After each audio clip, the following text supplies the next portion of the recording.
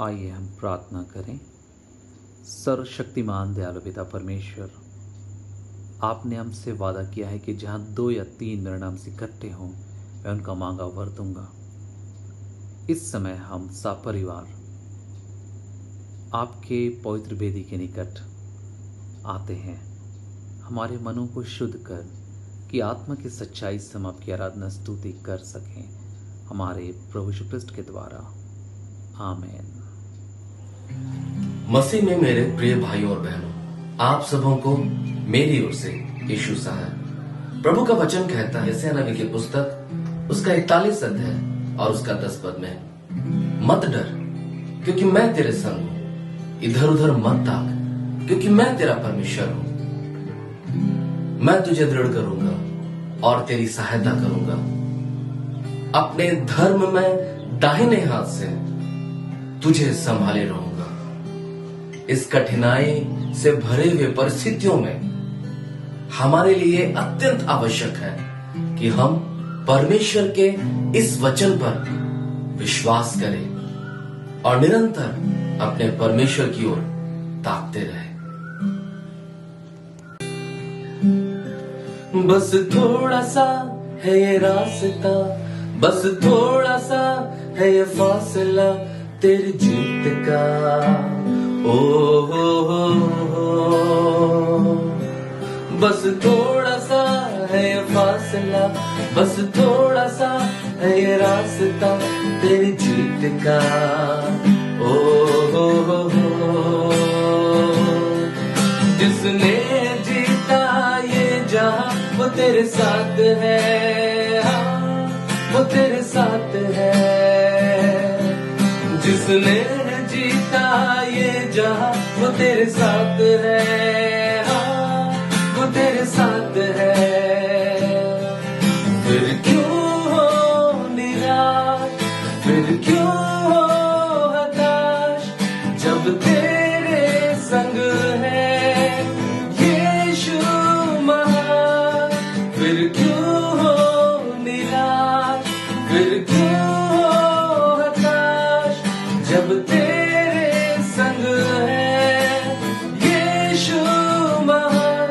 वही संभालेगा तुझे, वही निकालेगा तुझे, वही चलाएगा तुझे राह पर। वही चढ़वा है तेरा, वही सहारा है तेरा, वही किनारा है तेरा जिंदगी में।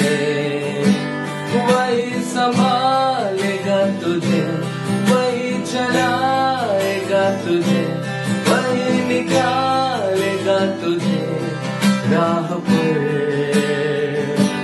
वही चलवा है तेरा, वही सहारा है तेरा, वही किनारा है तेरा जिंदगी में।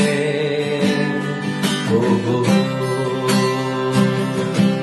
बस थोड़ा सा है ये रास्ता, बस थोड़ा सा है ये फासला तेरी जीत का। ओ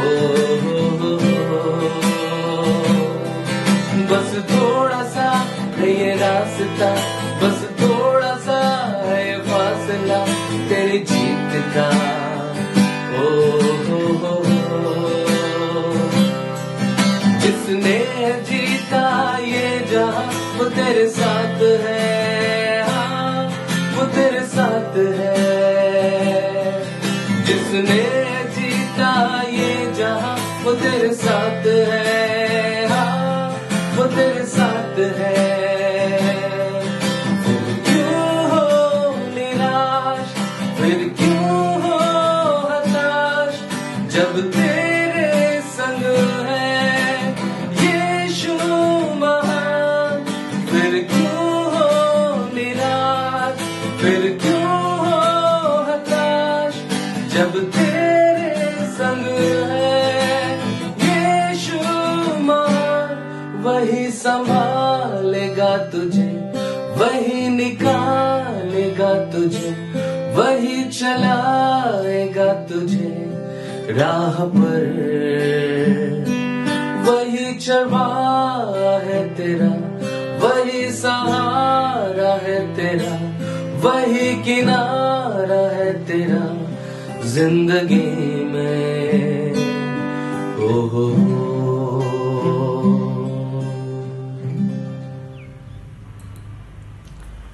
लूका रचित सुसमाचार 24वें अध्याय 46 पद से आगे यूं लिखा है कि मसीह दुख उठाएगा और तीसरे दिन मरे हुओं में से जी उठेगा। यरूशलेम से लेकर सब जातियों में मन फिराव का और पापों का क्षमा का प्रचार उसी के नाम से किया जाएगा।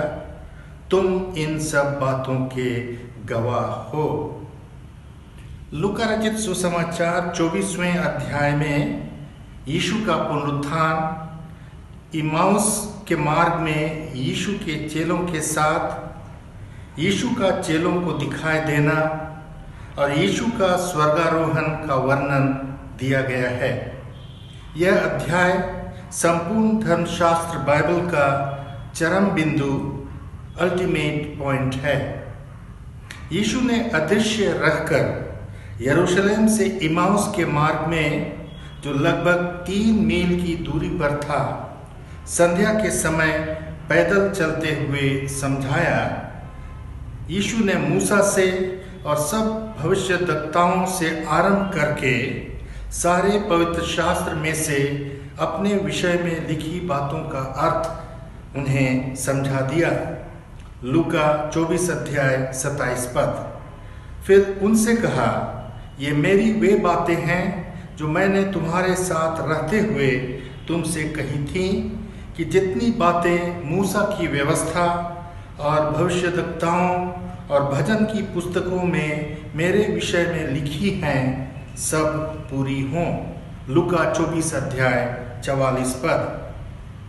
यदि हम एक ऐतिहासिक घटना के रूप में यीशु के पुनरुत्थान से अचंभित नहीं हैं, तो हम इसे मात्र एक कहानी के रूप में देखते हैं। पुनरुत्थान वैज्ञानिक रूप से असंभव है, परंतु ऐतिहासिक रूप में यह बिल्कुल सत्य है। पुनरुत्थान इतिहास निर्माण, पृथ्वी कंपित कर देने वाली, जीवन परिवर्तन करने वाली और अनंतकालीन सत्य है। हम इस पर विश्वास कर सकते हैं, परंतु क्या हम समझते हैं कि यह हमारे जीवन को बदलता है? क्या हम इसके पीछे अर्थात धर्मशास्त्र बाइबल के वचनों को समझ पाते हैं? क्या इससे हम सबका व्यवहार, बिहेवियर या प्रवृत्ति, एटीट्यूड बदल गया है? लूका 24 अध्याय हमें सिखाता है कि यीशु का पुनरुत्थान हमें कैसे बदल सकता है। पहला, यीशु का पुनरुत्थान हमारे बातचीत को बदल देता है। लूका 24 अध्याय 13 पद से 24 पद तक यीशु का पुनरुत्थान हमारे बातचीत को बदल देता है। यीशु के 2 चेले एक साथ 7 मील के मार्ग में चलते हैं और आपस में बातचीत भी करते हैं, और यह यीशु के पुनरुत्थान से संबंधित बातें होती हैं। जाहिर है कि सबसे चौंकाने वाली खबर जो उन्होंने सुनी थी, जो यीशु के जीवित हो उठने से संबंधित बातें थी। एक अजनबी ने उनके साथ चलना आरंभ किया। अनजान या अपरिचित यीशु, और वे यह जानकर चकित थे कि इस व्यक्ति ने स्पष्ट रूप से पुनरुत्थान के बारे में कैसे नहीं सुना था। हम ध्यान दें कि उनकी बातचीत पुनरुत्थान के विवरण के बारे में नहीं थी, परंतु यह कि वह कौन था, उसका जीवन, उसकी मृत्यु, और यह कि यह सब क्या था। पुनरुत्थान की सच्चाई आज भी उतना ही चौंकाने वाली है जितनी कि उस दिन था। पुनरुत्थान पर विचार ठंडे सच के रूप में हम न करें जिसे हम हमेशा सुनते आ रहे हैं। यीशु के मृत्यु के बारे में सुसमाचार को अपनी समझ और प्रस्तुति को बातचीत में बदलने दें। बीते सप्ताहों में घटित घटनाओं के बारे में हम उसी उत्साह के साथ बातें करें मानो यह अभी अभी हुआ है। दूसरा, यीशु का पुनरुत्थान हमारे धर्मशास्त्र बाइबल अध्ययन को बदल देता है। लूका 24 अध्याय 25 पद से 44 पद तक। यीशु का पुनरुत्थान हमारे धर्मशास्त्र बाइबल अध्ययन को बदल देता है। अपने 2 शिष्यों के साथ अनजान रहकर यीशु अजनबी ने उन्हें मूर्खों का एक जोड़ा समझा और यात्रा के दौरान उसने बाइबल अध्ययन आरंभ कर दिया। अगर इतिहास में कोई बातचीत होती है जिसे हम सुनना चाहते हैं तो यही बातचीत होगी। यीशु ने पूरे पुराने नियम के माध्यम से उन दोनों शिष्यों को लगभग 3 या 4 घंटा यह बताने में लगा दिया कि यह सब उनके लिए कैसे है। उसकी मृत्यु और पीड़ा और उसका पुनरुत्थान और महिमा। लूका 24 अध्याय 27 और 44वां पद। उन्होंने मूसा की पुस्तकों से आरंभ की और नबियों की पुस्तकों से होते हुए मलाकी नबी की पुस्तक में समाप्त किया। यह धर्मशास्त्र का सबसे अच्छा बाइबल अध्ययन था। पुराने नियम ने पूरे बिंदुओं की विस्तृत व्याख्या किया और यीशु के पुनरुत्थान के संबंध में संपूर्ण भविष्यद्वक्ताओं को स्पष्ट किया। मन में पुनरुत्थान के विषय में विचार करते हुए आइए हम धर्मशास्त्र बाइबल का अध्ययन करें और देखें कि इसहाक का बलिदान, यूसुफ का कारावास और दानियल के शेरों के साथ सामना करना आदि के द्वारा ईश्वर अपने लोगों को अच्छे बुरे अनुभवों के माध्यम से कैसे आगे ले चलता है। परमेश्वर इन दृश्यों को शोभित करना चाहते हैं और इन सब में पुनरुत्थान सबसे उत्कृष्ट घटना है।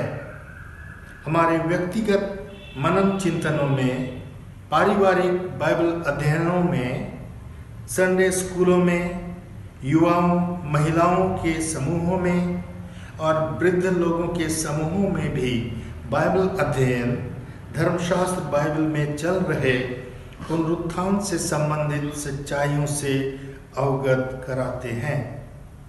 और तीसरा, यीशु का पुनरुत्थान हमारे गवाही को बदल देता है। लूका 24 अध्याय 45 से 49 पद तक। यीशु का पुनरुत्थान हमारे गवाही को बदल देता है। जैसा कि यीशु ने अपने शिष्यों में अपनी असली पहचान प्रकट की, उन्हें एक बहुत ही महत्वपूर्ण सच्चाई दिखाई दी। यीशु की सुसमाचार प्रस्तुति करना यह बताता है कि उस सच्चाई के कारण चेलों का जीवन कैसे बदल जाएगा। लूका 24 अध्याय 47 पद में लिखा है, मसीह दुख उठाएगा और तीसरे दिन मरे हुओं में से जी उठेगा और यरूशलेम से लेकर सब जातियों में मन फिराव का और पापों की क्षमा का प्रचार उसी के नाम से किया जाएगा।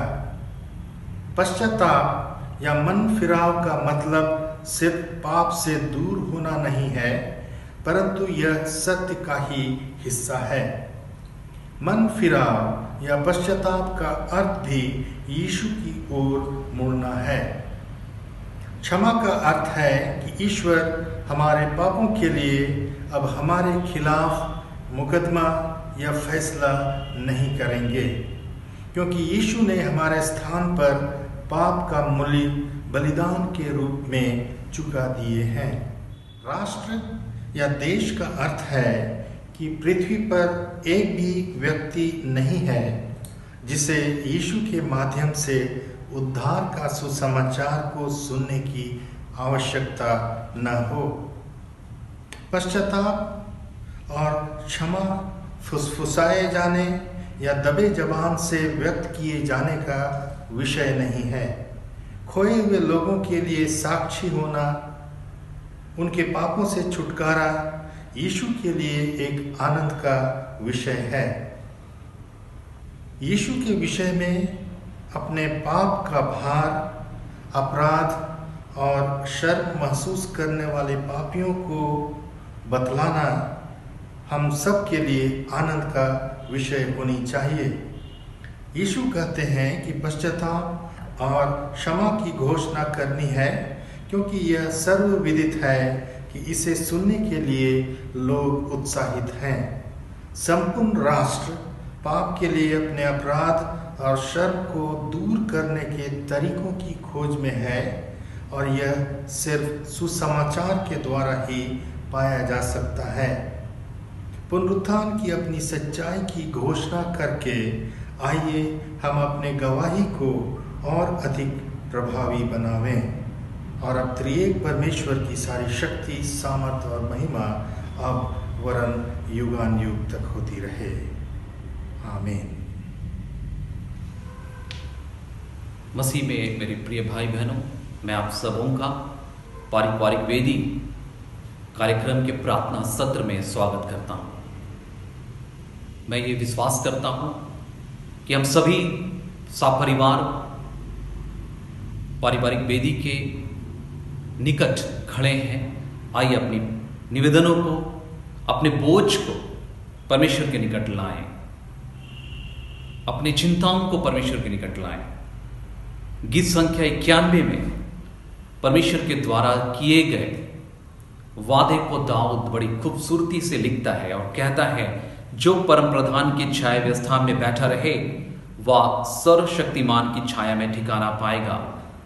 मैं यहोवा के विषय कहूंगा, वह मेरा शरण स्थान और गढ़ है, वह मेरा परमेश्वर है, मैं उस पर भरोसा रखूंगा। वह तुझे बहेलिए के जाल से और महामारी से बचाएगा, वह तुझे अपने पंखों की आड़ में ले लेगा और तू उसके परों के नीचे शरण पाएगा। उसकी सच्चाई तेरे लिए ढाल और झिल्लम ठहरेगी। तू ना रात के भय से डरेगा, ना उस तीर से जो दिन को उड़ता है, ना उस मरी से जो अंधेरे में फैलती है, ना उस महारोग से जो दिन दोपहरी में उजाड़ता है। तेरे निकट 1000, तेरे दाहिनी ओर 10,000 गिरेंगे, परंतु वह तेरे पास ना आएगा। परंतु तू अपनी आंखों से दृष्टि करेगा और दुष्टों के अंत को देखेगा। हे यहोवा, तू मेरा शरण स्थान ठहरा है। तूने जो परम प्रधान को अपना धाम मान लिया है। आइए हम प्रार्थना करें। सर्वशक्तिमान दयालु पिता परमेश्वर, हम इस समय इस कोविड-19 के महामारी से ग्रसित उन तमाम लोगों को आपके निकट लाते हैं। पिता परमेश्वर, हम प्रार्थना करते हैं इस वक्त जबकि वो बिछाने पर पड़े हैं, असहाय हैं, हम प्रार्थना करते हैं यीशु नासरी के नाम से उन्हें छूते हैं। पिता परमेश्वर, आप उनके साथ में हो। पिता, आप यहोवा यिरे हैं, आप चंगाई देने वाले हैं। यीशु नासरी के नाम से मैं उन तमाम लोगों को स्पर्श करता हूं जिनकी सांस पूरी नहीं हो रही है, जो ऑक्सीजन के लिए छटपटा रहे हैं। हम प्रार्थना करते हैं पिता, उन्हें आपके नाम से छूते हैं। पिता परमेश्वर, हम प्रार्थना करते हैं उनके हृदय को अपने विश्वास से भर दीजिए, अपने आनंद से भर दीजिए, अपने हाथों को बढ़ाइए पिता, उन्हें स्पर्श कीजिए कि वो चंगाई को प्राप्त कर सके। हम प्रार्थना करते हैं पिता परमेश्वर, उन्हें एक प्रार्थना का हृदय प्रदान करें और निश्चय वो आपकी चंगाई को देख पाएंगे। हम प्रार्थना करते हैं पिता परमेश्वर उन तमाम डॉक्टर, नर्सेस के लिए जो इस महामारी में लोगों की सेवा में लगे हुए हैं। पिता, वो सचमुच बड़ी चुनौती को ले रहे हैं। हम प्रार्थना करते हैं यीशु नासरी के नाम से उन्हें छूता हूं, आपके पवित्र लहू में उन्हें ढांकता हूं। पिता परमेश्वर, उन्हें अपने चंगाई के माध्यम बना दीजिए। पिता परमेश्वर, आप उन्हें अपने सामर्थ में इस्तेमाल कीजिए। हम प्रार्थना करते हैं पिता परमेश्वर, जब वो उनसे बातें करते हैं, आप उनके मुख होकर बातें करें। जब वो पिता उनको दवाइयां देते हैं, पिता अपनी चंगाई को उन पर प्रकट करें। हम प्रार्थना करते हैं पिता परमेश्वर, और विशेष करके हम उन तमाम परिवारों को आपके निकट लाते हैं जिन्होंने अपने प्रियजनों को खो दिया है। पिता परमेश्वर, आपने अपने वचन में कहा है कि मैं तुम्हें वो शांति प्रदान करता हूं जो संसार तुम्हें नहीं दे सकता। हमारे शब्द, हमारे प्रतिक्रियाएं उन्हें शांति प्रदान नहीं कर सकती। पिता परमेश्वर, हम मांगते हैं अपनी शांति से उन्हें परिपूर्ण करें, उनके हृदय को अपनी शांति से भर दीजिए पिता परमेश्वर। पिता परमेश्वर, हो सकता है उनकी माताएं, पिता, भाई बहन उनसे दूर चले गए हैं। पिता, आप उनकी जगह को ले लीजिए, उनके खाली स्थान को आप भर दीजिए। उन परिवारों को मैं आपके निकट लाता हूं और बड़े नम्रता पूर्वक प्रार्थना करता हूं पिता परमेश्वर, आप उन्हें संभालें।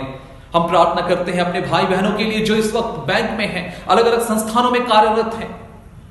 पिता, वो प्रतिदिन निकलते हैं, उनकी मजबूरी है। पिता परमेश्वर, हम प्रार्थना करते हैं पिता, अपने पवित्र लहू से उन्हें ढक दीजिए, अपने पवित्र लहू से उन्हें घेर लीजिए पिता परमेश्वर। हम प्रार्थना करते हैं आपके बेटे यीशु ख्रिस्ट के पवित्र लहू से मैं उन्हें घेरता हूं पिता परमेश्वर। हम प्रार्थना करते हैं वही पिता शुद्ध श्वास जो आपने हमारी सृष्टि के समय में दिया है, उनके नत्नों में भर दीजिए। हम प्रार्थना करते हैं पिता, अपने स्वर्गदूतों को उनके इर्द गिर्द तैनात कीजिए पिता, कि वो आपकी सुरक्षा में कार्य कर सके। हम प्रार्थना करते हैं, हम अपनी सुरक्षाओं के लिए प्रार्थना करते हैं पिता, हम अपने परिवारों की सुरक्षा के लिए प्रार्थना करते हैं पिता परमेश्वर। हम प्रार्थना करते हैं, हम याद करते हैं इजरायलियों ने मेमने का वध किया और उनके लहू को अपने घरों के अलंगों में लगा दिया। हम आपके पुत्र के पवित्र लहू को अपने अलंगों में लगाते हैं, अपने माथे पर लगाते हैं पिता। आपके नाम से हम सुरक्षित करते हैं, मृत्यु हमें छूने ना पाए। हम प्रार्थना करते हैं पिता परमेश्वर, और बड़े नम्रता पूर्वक हम आपसे सामर्थ चाहते हैं। होने दीजिए कि अपने हृदय को हम तैयार करें आपकी इच्छा को अपने जीवन में स्वीकार करने के लिए। पिता, में सामर्थ्य बनाएं कि हम ऐसी चुनौतीपूर्ण वातावरण में गवाही दे सके, इस मृत्यु का सामना कर सके और उसमें विजय प्राप्त कर सके। आपके पुत्र ने मृत्यु के डंक को कुचल दिया है, पुनरुत्थान की सामर्थ्य से आप हमें भर दीजिए। हम प्रार्थना करते हैं, आपकी सामर्थ को चाहते हैं पिता परमेश्वर। हम आपकी ओर ताकते हैं, आप हमारा दृढ़ गढ़ हैं, हम आप में शरण पाते हैं पिता। ये प्रार्थना आपके प्यारे बेटे यीशु ख्रिस्त के नाम से मांगते हैं, आमीन। आइए हम मिलकर प्रभु की प्रार्थना एक साथ कहें। हे हमारे पिता, आप जो स्वर्ग में हैं, आपका नाम पवित्र माना जाए, आपका राज्य आवे, आपकी इच्छा जैसे स्वर्ग में पूरी होती है वैसे पृथ्वी पर भी हो। हमारे प्रतिदिन की रोटी आज हमें आप दीजिए, हमारे अपराधों को क्षमा कीजिए जैसे हमने अपने अपराधियों को क्षमा किया है। हमें परीक्षा में मत डालिए, परंतु बुराई से बचा लीजिए, क्योंकि राज्य, सामर्थ, महिमा युग युगांत आपकी ही है, आमीन। आइए इस वक्त हम अपने परिवारजनों को देखें, उनकी ओर ताकें और उन्हें परमेश्वर के अनुग्रह में सौंपें। हम एक साथ कहेंगे, हमारे प्रभु यीशु ख्रिस्त का अनुग्रह, परमेश्वर का प्रेम और पवित्र आत्मा की सहभागिता हम सबों के साथ सदा सर्वदा रहे, बस थोड़ा सा है ये रास्ता, बस थोड़ा सा है ये फासला तेरी जीत का। ओ हो, बस थोड़ा सा है ये फासला, बस थोड़ा सा है ये रास्ता तेरी जीत का।